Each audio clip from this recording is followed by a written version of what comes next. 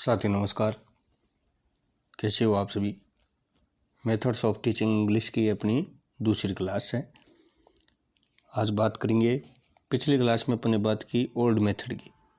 जो पुराने method English में कार्य लिए जाते थे, काम में लिए जाते थे, ओल्ड मेथड की अपने बात की। अब बात करेंगे न्यू मेथड की। ठीक है, चलो चलते हैं। न्यू मेथड में देखो, एक मेथड आता है बायलिंगुअल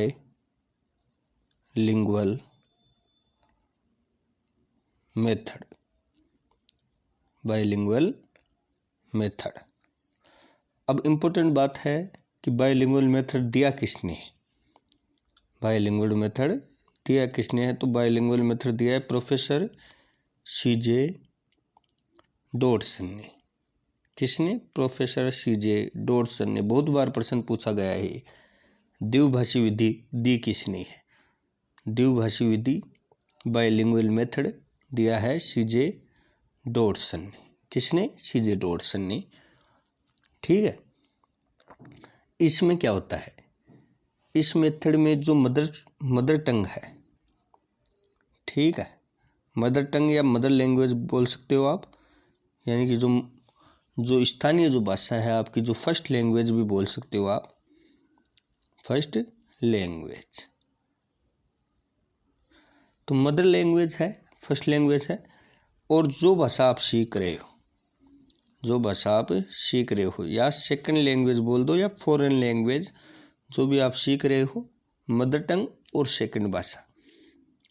ठीक है, तो ये कहता है कि इन दोनों को परस्पर लेकर चलना चाहिए। ये इसकी मान्यता है कि पढ़ाते समय जो फॉरेन लैंग्वेज है उसमें जो मदर टंग है वो किसी प्रकार की बाधा उत्पन्न नहीं करती है।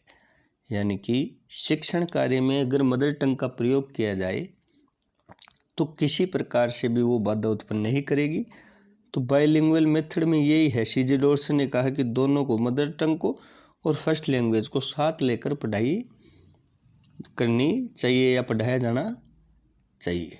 ठीक है भाई, विद्यार्थी के मन से आप विद्यार्थी के मन से जो मदर टंग है, जो मातृभाषा है, वो निकाल नहीं सकते। आप समझ रहे हो, आप विद्यार्थी के मन से मदर टंग निकाल नहीं सकते, मातृभाषा आप निकाल नहीं सकते। यानी कि उसका अगर प्रयोग आप करोगे तो ये बच्चे के लिए फायदेमंद है। ये बात कहता है बायलिंगुअल मेथड, दोनों को परस्पर लेकर चलना चाहिए। ये बात कौन कहता है? Bilingual method. ठीक है, अब देखो बात आएगी न्यू मेथड की। ये थे ओल्ड मेथड, अब आएगी न्यू मेथड की बात। ठीक है, न्यू मेथड में देखो एक मेथड आता है सब्स्टिट्यूशन मेथड। सब्स्टिट्यूशन मेथड यानी विकल्पात्मक मेथड, कि विकल्प अपना लो। कोई वर्ड समझ में नहीं आ रहा तो कोई मेथड समझ में नहीं आ रहा, उसका विकल्प अपना लो। ठीक है, द सब्स्टिट्यूशन टेबल मेथड। अब सबसे इंपॉर्टेंट है, दिया किसने? तो H.E. पाल्मर ने। H.E. पाल्मर ने ये विधि दी। ठीक है, इस विधि का सर्वप्रथम प्रयोग किसने किया? H.E. पाल्मर। H.E. पाल्मर ने इस विधि का सर्वप्रथम प्रयोग किया। ठीक है, इस विधि में होता क्या है, वाक्य या शब्द है, कोई भी सेंटेंस है, वाक्य है या वर्ड है, शब्द है, तो इसमें क्या होता है, वाक्य और शब्द को दूसरे वाक्य शब्द की एवज में प्रतिस्थापित कर दिया जाता है। यानी वाक्य और शब्द है तो दूसरे वाक्य और शब्दों में परिवर्तित कर दिया जाएगा। मान लीजिए मुझे कोई वाक्य या शब्द समझ में नहीं आ रहा है, तो उसका इजी प्रयोग करके, उसका पर्यायवाची का यूज में लेके, या उसके सही शब्द, उसके सरल शब्दों का प्रयोग करके इसको, इस विधि का प्रयोग करते हैं। ठीक है भाई, डायरेक्ट इंग्लिश सिखाने के लिए ये विधि कारगर है। इसमें क्या करते हैं, अगर वाक्य या शब्द को वाक्य या शब्द के एवज में परिवर्तित कर देते हैं। यानी कि कोई वाक्य या शब्द समझ में नहीं आ रहा तो उसके एवज में उसको चेंज कर दीजिए। ये है सब्स्टिट्यूशन मेथड। अब देखो साथियों, क्या है, जो ये विधि है इसमें क्या होता है कि इसके लाभ अब मैं आपको बता देता हूँ। इस विधि के लाभ, यह जो विधि है साथियों, यह जो विधि है ये लेखन कार्य के लिए ज़्यादा बनी है। लेखन कार्य पर बल देती है ये विधि। तो ये इसका नेगेटिव पॉइंट क्या हुआ कि भाई लेखन कार्य पर तो बल देती है और किस पे बल नहीं देती? उच्चारण पर। उच्चारण पर कम बल देती है। उच्चारण पर बल कम देती है। ठीक है, ये जो विधि है लेखन कार्य पर बल देती है, उच्चारण पर कम बल देती है। ठीक है, ये इसके क्या है? ये तो है इसके पॉजिटिव पॉइंट, ये है इसका नेगेटिव पॉइंट। ठीक है, अब एक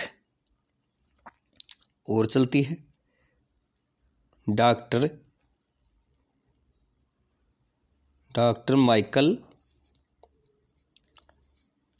Michael wastes new teaching method.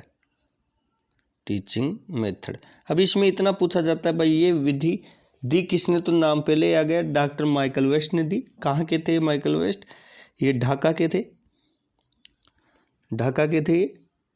ठीक है, पूर्वी बंगाल में जो ढाका, वहाँ के अंग्रेजी जो शिक्षण समस्याओं का हल करने वाले वैज्ञानिक, अंग्रेजी उनको भाषाविद आप कह सकते हो, वो थे। तो इन्होंने क्या कहा? इनकी जो बात आती है वो इंग्लिश के प्रति इन्होंने क्या कहा? इनकी जो डॉक्टर माइकल वेस्ट जो न्यू टीचिंग मेथड है, इसमें क्या है देखो साथियों, ये कहते थे कि किसी भी भाषा को बोलने व लिखने के लिए सबसे आसान तरीका है उसको पढ़ना सिखा देना। यानी सर्वप्रथम पढ़ना सिखा दीजिए। आप किसी भी चीज़ को करवाने से पहले आप पढ़ना सिखा दीजिए।